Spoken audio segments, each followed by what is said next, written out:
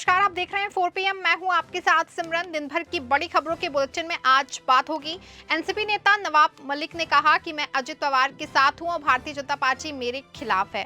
Shiv Sena UBT नेता संजय राउत ने चुनाव आयोग पर उठाए सवाल, कहा महाराष्ट्र चुनाव में बांटा जा रहा है रुपया। असदुद्दीन ओवैसी का वोट जिहाद पर पलटवार, कहा तेरा क्या होगा फडणवीस। सीएम एकनाथ शिंदे को मुंबई में दिखाए गए काले झंडे। नाना पटोले ने कहा कि समय आ गया है कि फडणवीस की सत्ता की गर्मी निकाल दी जाए। इन सभी खबरों पर चर्चा करने से पहले एक नजर आज की मुख्य सुर्खियों पर। कांग्रेस महाराष्ट्र अध्यक्ष नाना पटोले का बड़ा बयान, कहा समय आ गया है फडणवीस की सत्ता की गर्मी निकाल दी जाए।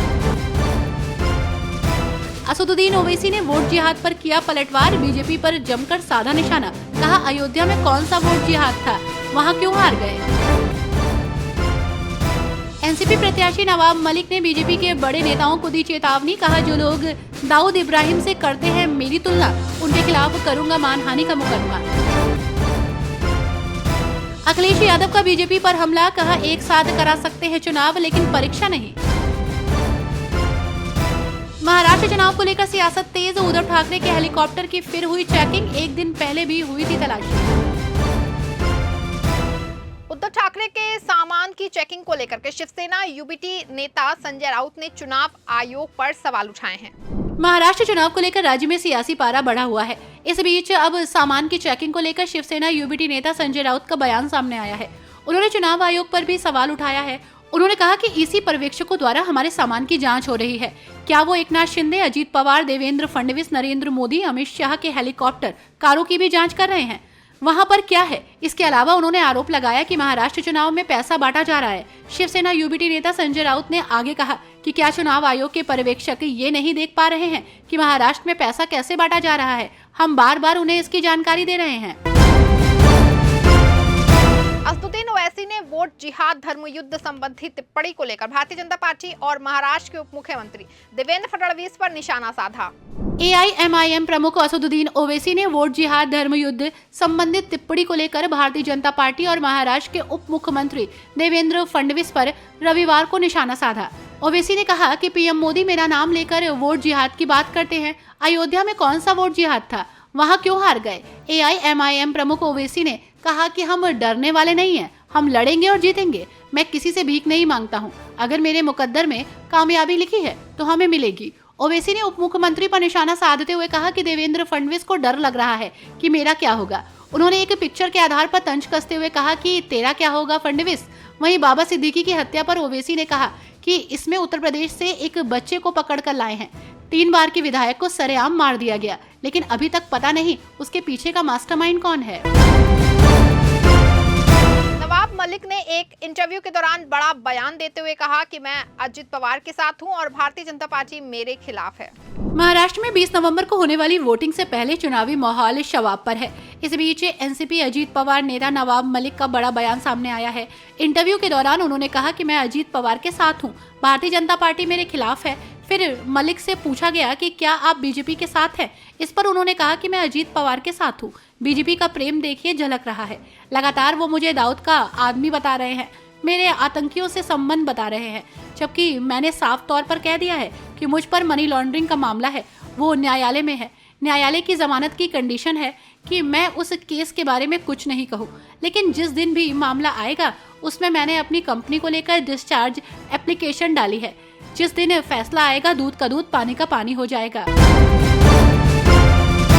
चुनावी सरगर्मी के बीच मुख्यमंत्री एकनाथ शिंदे को मुंबई में कुछ लोगों ने काले झंडे दिखाए हैं, साथ ही उनका काफिला रोकने की कोशिश भी की गई।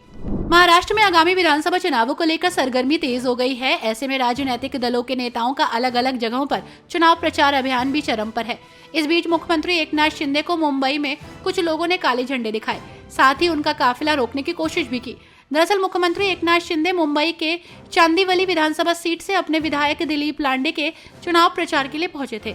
चुनाव प्रचार से लौटते समय मुख्यमंत्री को कुछ लोगों ने काले झंडे दिखाए, उनकी गाड़ी को रोकने का प्रयास किया।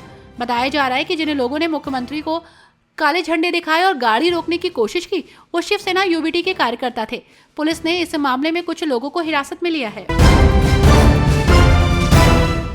महाराष्ट्र कांग्रेस चीफ नाना पटोले ने कहा कि बीजेपी वाले खुद को भगवान समझते हैं, इनकी मस्ती बढ़ गई है। दिल्ली वाले खुद को विश्व गुरु समझते हैं, इसीलिए समय आ गया है कि इनकी सत्ता की गर्मी निकाल दी जाए।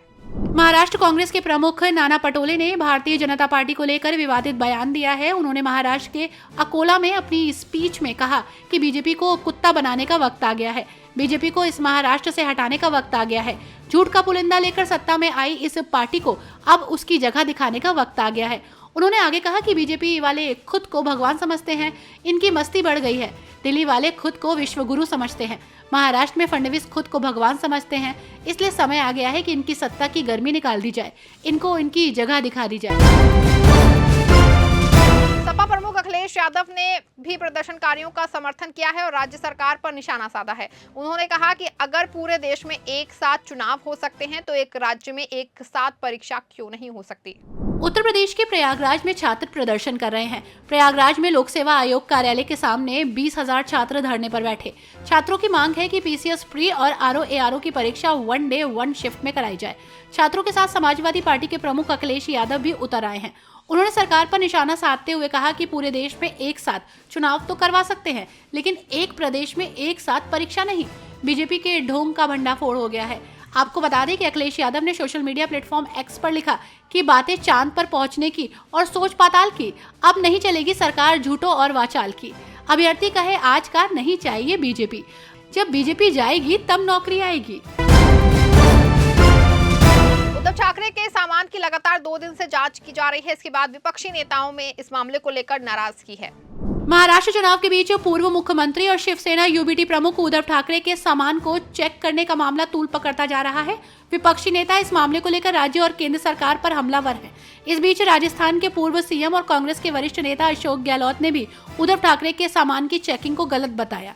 आपको बता दें कि अशोक गहलोत ने कहा कि एक पार्टी के नेता को टारगेट करना गलत है, जांच सभी की होनी चाहिए। अशोक गहलोत के मुताबिक निर्वाचन आयोग के अधिकारियों को महायुति के नेता सीएम एकनाथ शिंदे, देवेंद्र फडणवीस और अजीत पवार के सामान की जांच करनी चाहिए। टिकट बांटने को लेकर के आम आदमी पार्टी ने प्लान तैयार कर लिया है। इसके लिए सर्वे को आधार बनाया गया है। मतलब पार्टी सभी सीटों पर उम्मीदवार के चयन के लिए सर्वे कराएगी। आम आदमी पार्टी दिल्ली विधानसभा चुनाव की तैयारियों में जुट गई है। दिल्ली के पूर्व सीएम अरविंद केजरीवाल ने खुद मोर्चा संभाल लिया है। वो सभाएं कर रहे हैं, कार्यकर्ताओं को जीत का मंत्र दे रहे हैं। चर्चा ये भी है कि कई मौजूदा विधायकों के वो टिकट काट सकते हैं। इस बीच एक बड़ी जानकारी सामने आ रही है। आम आदमी पार्टी सर्वे के आधार पर उम्मीदवार तय करेगी। आपको बता दें कि दिल्ली सरकार में मंत्री गोपाल राय ने कहा है कि बीते दिन आम आदमी पार्टी के कार्यकर्ताओं के जिला सम्मेलन में अरविंद केजरीवाल ने ऐलान किया, दिल्ली के अंदर 70 की 70 विधानसभा सीटों पर उम्मीदवार के चयन के लिए पार्टी सर्वे कराएगी। जनता से फीडबैक लिया जाएगा और उसी के आधार पर टिकट दिया जाएगा। इस बुलेटिन फिलहाल बस इतना ही। देखते रहें 4 PM न्यूज। धन्यवाद।